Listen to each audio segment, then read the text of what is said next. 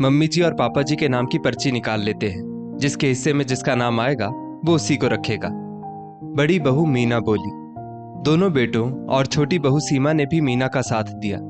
ये सब देख सुनकर रामकिशन जी अपने कमरे में आकर अपनी पत्नी से बोले, देख रही हो विमला, अब हमारे दोनों बेटा बहू हमारे नाम की पर्ची निकालेंगे और जिसके हिस्से जो नाम आएगा उसे उसके साथ जाना पड़ेगा। अब इस उम्र में बस यही दिन देखना रह गया था। वैसे भी दोनों बेटों बहुओं के झगड़े तो इतने दिनों से देख ही रहे हैं। घर संपत्ति व जमीन जायदाद का बंटवारा करके मन नहीं भरा इनका भी, तभी तो अब हमारा भी बंटवारा करने पर आ गए हैं। अरे इन नालायकों को इसलिए बड़ा किया था क्या कि शादी के बाद अपनी पत्नियों की हाँ में हाँ मिलाए। सभी चीजों का बंटवारा तो ये लोग कर ही चुके हैं, अब हमारा भी बंटवारा करेंगे। मुझे तो बहुत चिंता हो रही है। विमला जी बोली, आप चिंता मत करिए, दुख के दिन हैं अभी हमारे, सब्र कीजिए, धीरे धीरे सब ठीक हो जाएगा। आप बैठिए, मैं आपके लिए पानी लेकर आती हूँ। बेवजह चिंता मत कीजिए, यदि आपको कुछ हो गया तो मेरा क्या होगा। रामकिशन जी बोले, विमला अब मुझसे ये सब बर्दाश्त नहीं हो रहा है। विमला जी उन्हें पानी देकर ढाढ़स बंधाने लगी कि सब कुछ अच्छा ही होगा, आप सब्र रखिए।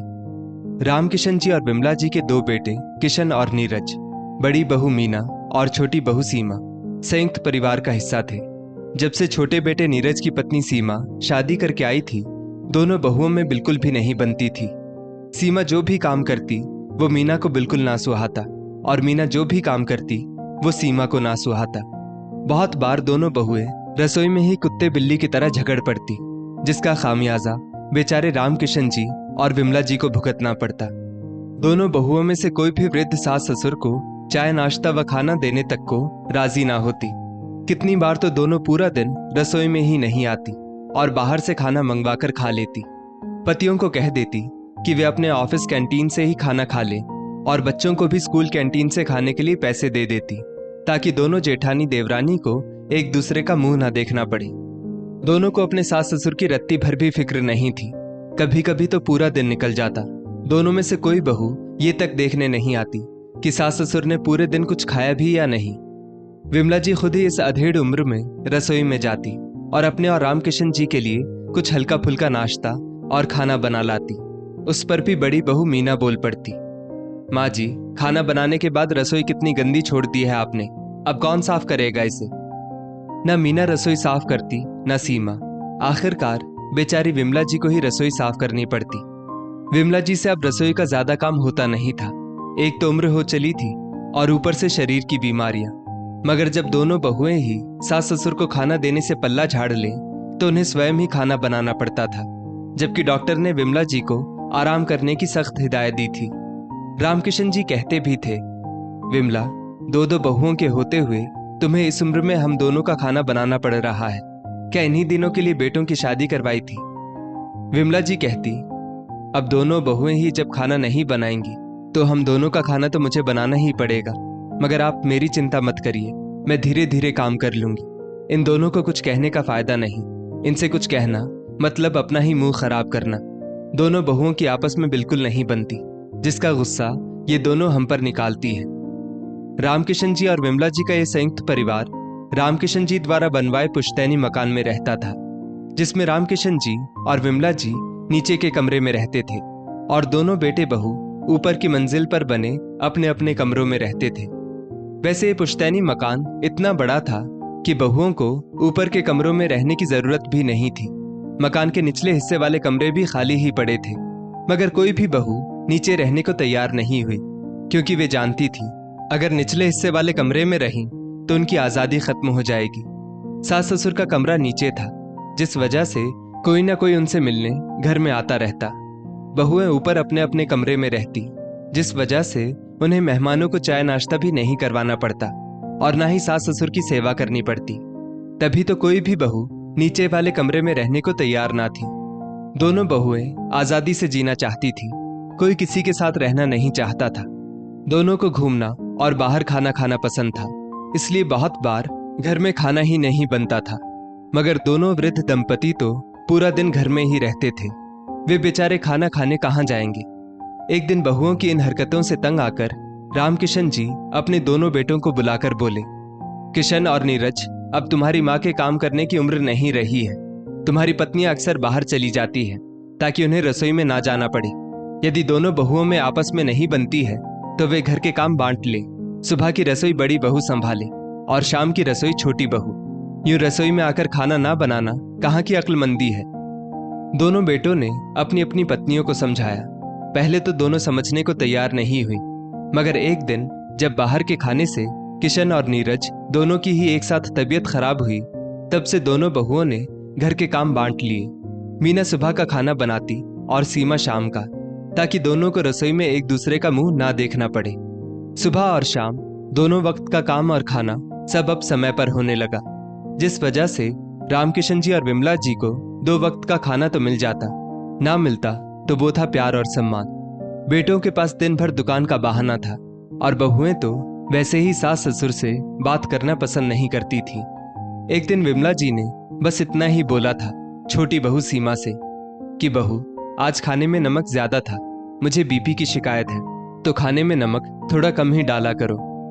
विमला जी के इतना कहते ही सीमा ने बवाल मचा दिया और बोली, एक काम क्यों नहीं करती माँ जी आप? दोनों समय का खाना आपकी लाडली बड़ी बहू के पास ही क्यों नहीं खाती? वो तो मुझसे भी अच्छा खाना बनाती होगी ना, इसलिए तो मेरे खाने में नुक्स निकाल रही हैं आप। एक तो इन बूढ़ों की खिदमत करो और ऊपर से इनकी सुनो भी। रसोई में आकर देखिए जरा कितनी गर्मी होती है खाना बनाते समय। एक तो इतनी गर्मी में सबका खाना बनाओ और ऊपर से इनके नखरे भी सहन करो। मुझसे नहीं होता रोज रोज ये खाना बनाना।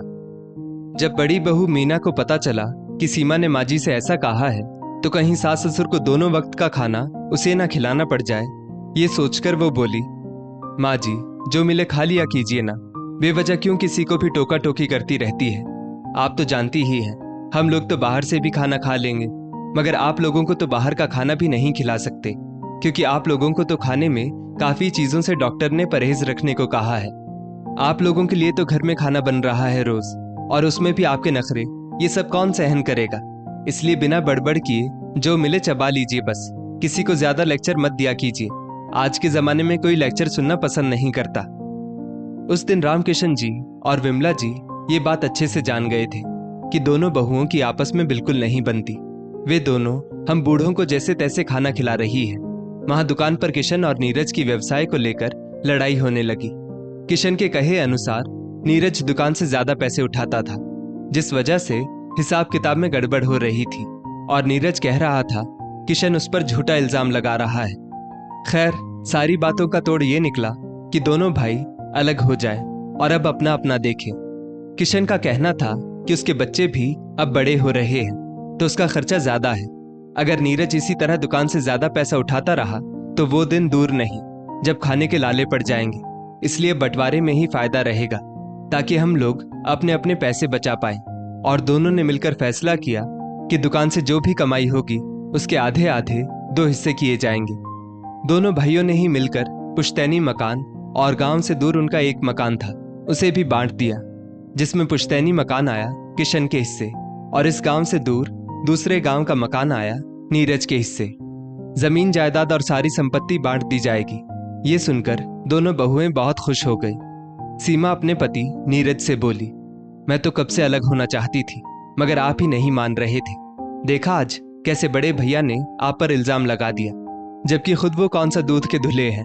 बड़े भैया भी दुकान से हर महीने ज्यादा पैसे उठाते थे, मगर आपने तो कभी उनसे हिसाब नहीं मांगा, और उन्होंने आपसे हिसाब मांगना तो दूर, सीधा आप पर इल्जाम ही लगा दिया। वहां किशन की पत्नी मीना भी बहुत खुश थी। वो बोली, अब इस सीमा का मुंह रोज रोज नहीं देखना पड़ेगा। मैं तो पहले ही आपसे कहती थी, 1 नंबर के चोर हैं दोनों पति पत्नी। दोनों बेटे बहुएं इतना खुश थे कि अलग होने की खुशी में वो लोग अपने माता पिता को तो जैसे भूल ही गए थे। रामकिशन जी और विमला जी बैठे बैठे सब देख सुन रहे थे और सोच रहे थे कि जो बेटा बहू हमें साथ रखेगा उसी के साथ खुशी खुशी रह लेंगे। विमला जी रामकिशन जी से बोली, सुनिए जी, जो बेटा बहू हमें अपने साथ रहने कहेंगे हम दोनों उसके साथ चले जाएंगे। वैसे भी हम बूढ़ों को इस उम्र में चाहिए ही क्या, बस 2 वक्त की रोटी। इसलिए आप अब इन लोगों से कुछ कहिएगा मत, वरना कहीं हमें ही लेने के देने ना पड़ जाए। रामकिशन जी बोले, अरे भाग्यवान, मैं बिना वजह क्यों फटे में टांग घुसाऊंगा, मगर हाँ, अगर बात हमारे वजूद पर आ गई तो मैं चुप भी ना रह पाऊंगा। कुछ देर बाद रामकिशन जी बरामदे में टहलने निकले। उन्होंने देखा कि उनके दोनों बेटा बहू किसी गंभीर विषय पर चर्चा कर रहे हैं। वे सोचने लगे, कल तक जिन बेटे बहुओं में 36 का आंकड़ा था, आज सब कुछ अलग हो जाने के बाद चारों साथ में बैठकर किस विषय पर चर्चा कर रहे होंगे। तभी उनके कानों में बड़ी बहू मीना के स्वर गूंजे, माँ जी और पापा जी के नाम की पर्ची निकाल लेते हैं, जिस पर जिसका नाम आएगा वो उसके साथ जाएगा। वैसे भी अब इस उम्र में इन बूढ़ों का साथ में क्या काम। छोटी बहू सीमा बोली, हाँ भाभी, आप फिक्र मत कीजिए, जब सभी चीजों का बराबर बंटवारा किया है तो इनका भी बराबर बंटवारा करेंगे, किसी एक के माथे नहीं मढ़ देंगे इनको। दोनों बेटों ने भी अपनी पत्नियों की इस बात में सहमति जताई और बाहर पर्ची बनाई जा रही थी।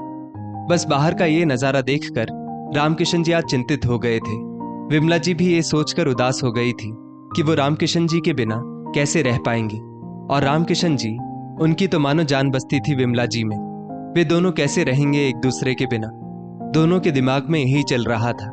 रामकिशन जी और विमला जी जैसे ही अपने कमरे से बाहर आए, छोटा बेटा नीरज बोला, माँ, आपके नाम की पर्ची मेरे हिस्से निकली है, तो आप मेरे साथ हमारे नए मकान में चलिए और पिताजी बड़े भैया के साथ यहीं पुश्तैनी मकान में रहेंगे।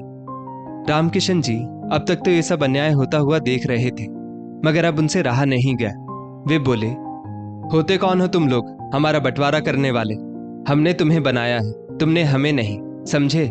जिस भगवान ने माँ बाप को एक साथ परिणय सूत्र में बांध कर भेजा है, उस माँ बाप को अलग करने वाले तुम कौन होते हो?